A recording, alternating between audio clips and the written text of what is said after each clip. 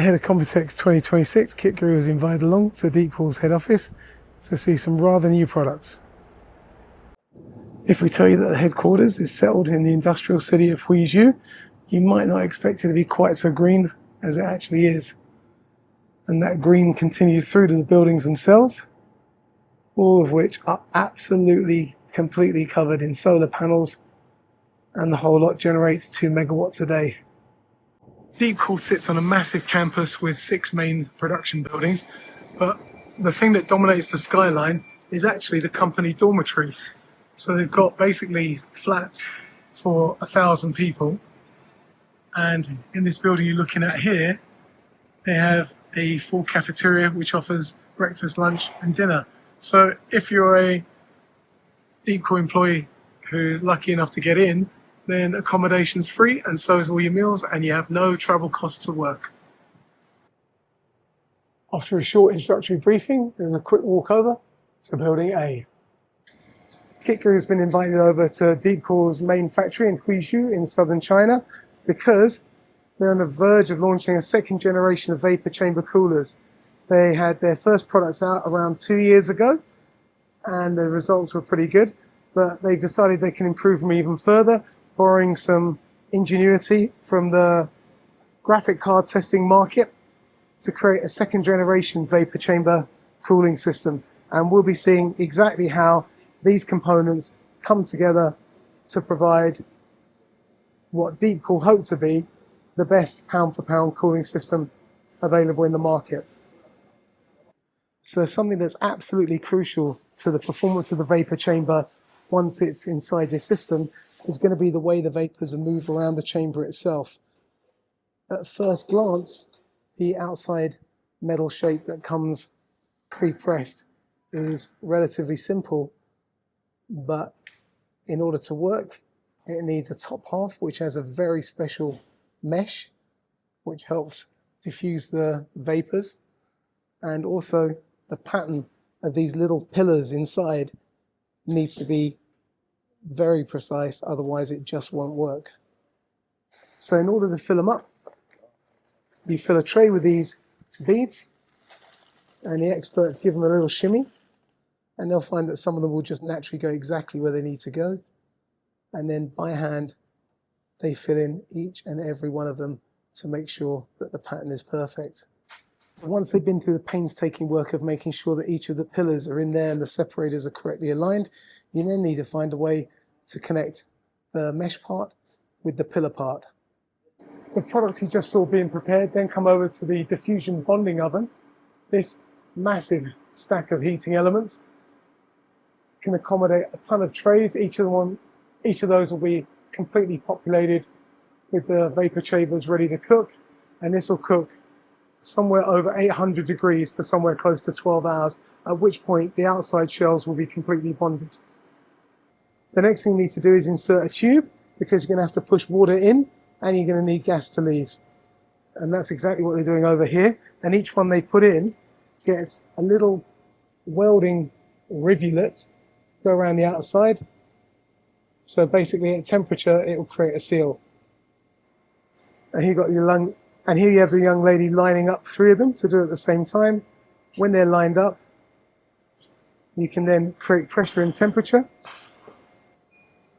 And then we go to another process where they complete the weld onto the vapor chamber to make sure it's completely sealed together.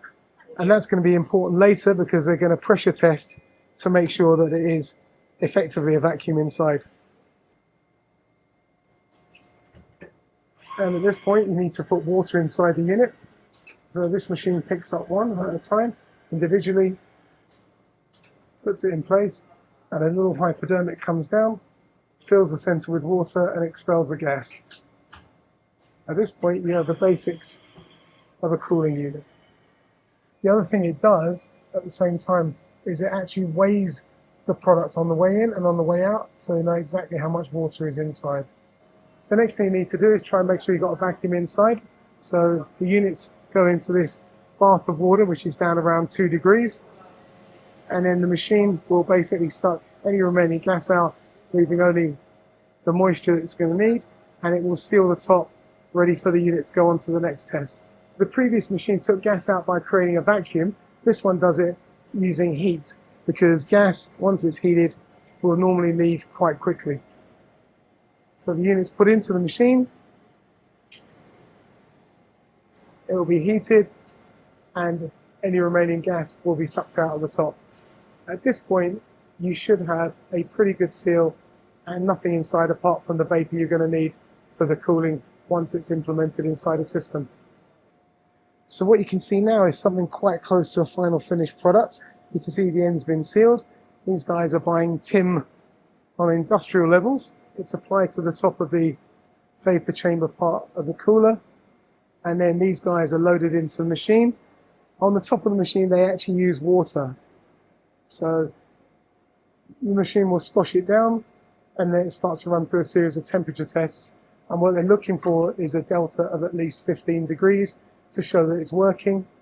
And apparently, in a second, we'll show you when they do pressure testing using alternative gases like helium, if the temperature difference isn't high enough, you'll know that you've got a leak and the whole unit is simply not working.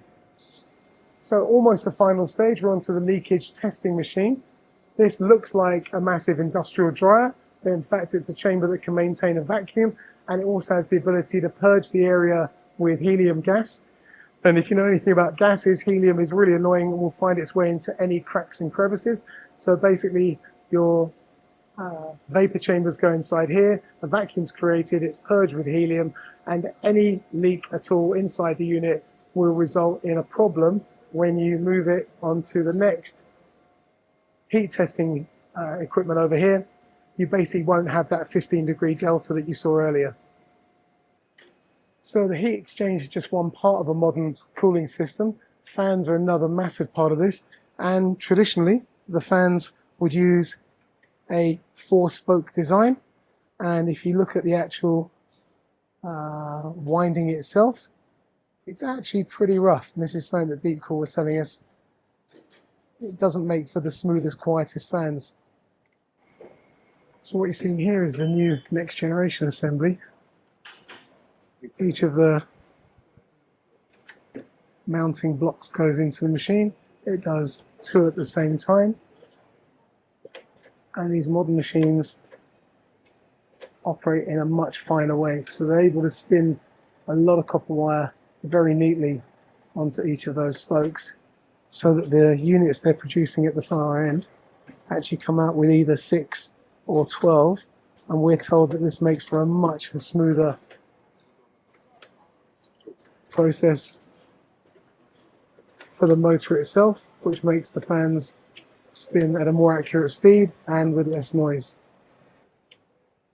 So you may or may not actually get better cooling from this system, but what you will do is get a much quieter, smoother rotation, and smooth rotations mean less noise.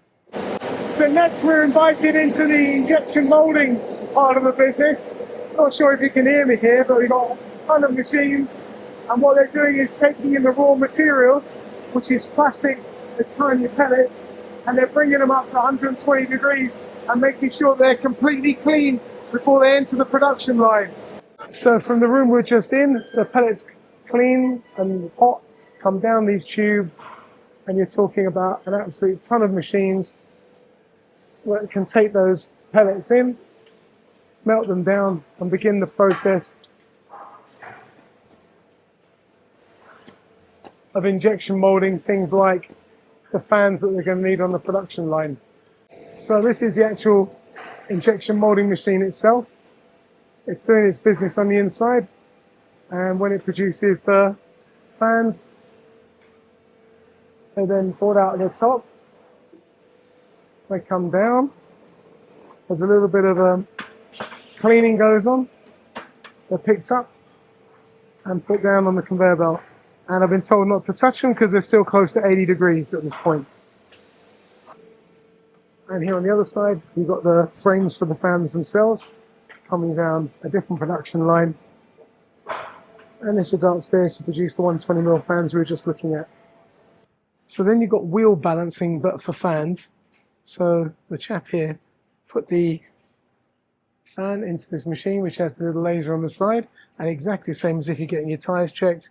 It then tells me exactly where to place a tiny amount of epoxy resin in order to get a perfect balance. And these guys will balance all of the fans that are going through the production line. And that's something that will manifest itself on the front of the box with this little sign here that tells you it is accurate for G6 3mm per second. And again, he's put it back on, spins it up this time, and what he should get is passes across the board. Right? He's got a tiny bit more adjustment to make. So the next thing is that the motor mechanism is put on the inside. And then the product comes into this unit to basically get stamped in place. The fans next go to the RGB area over here, where you can see that you actually have to make an electrical connection. So the fan comes over and the electrical points are welded together. So your little signals as to which colours to use can come through the strip. So the fan casings come in from the injection moulding department, piled up here. And then these guys are putting the tiniest blob of paint and then sticking a plastic washer onto the inside. Next thing it needs is a little copper sleeve. Sleeve, yes. We then put a light guard around the outside, make sure it's completely clean. That gets pushed in place, and obviously that will act as a diffuser for the RGB light. Next thing you need to do is arrange the cabling. So you want the thing to be all around. You need the cables to be on the inside, and you need the headers to be accessible, and the RGB needs to be in the right place, and it all needs to work. And just to make sure the whole thing is actually locked in tight together, we've got a stamping machine plus a visual inspection. Then we come through the lubrication station, because you want to make sure that the thing spins properly for the rest of its life.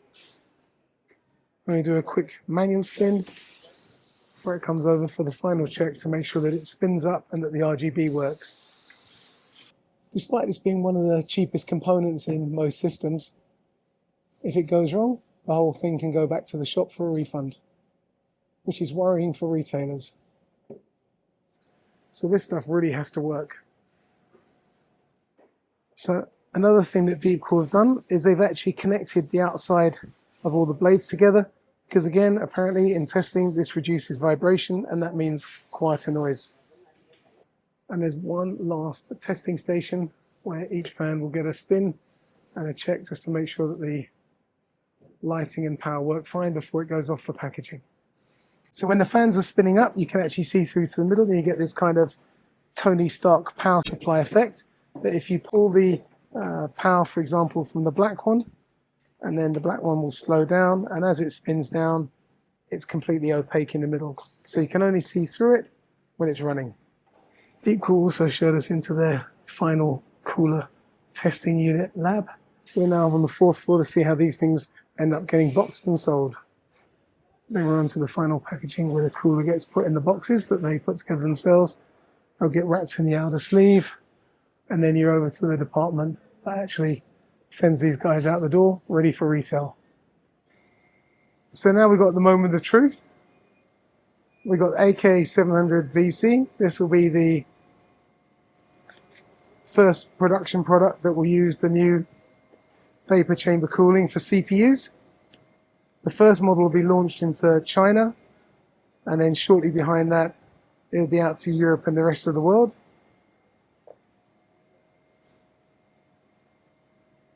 So one thing the guys were keen to point out is that these units should work as well with a single fan as they were getting with 2 fans in the past.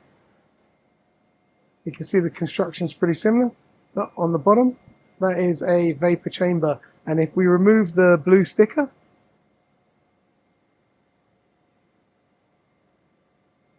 we can see the polished nickel bottom of the units that we just saw being made on the production line. So that's it for DeepCool 2026, and you'll see a lot more of this kind of product at Computex 2026.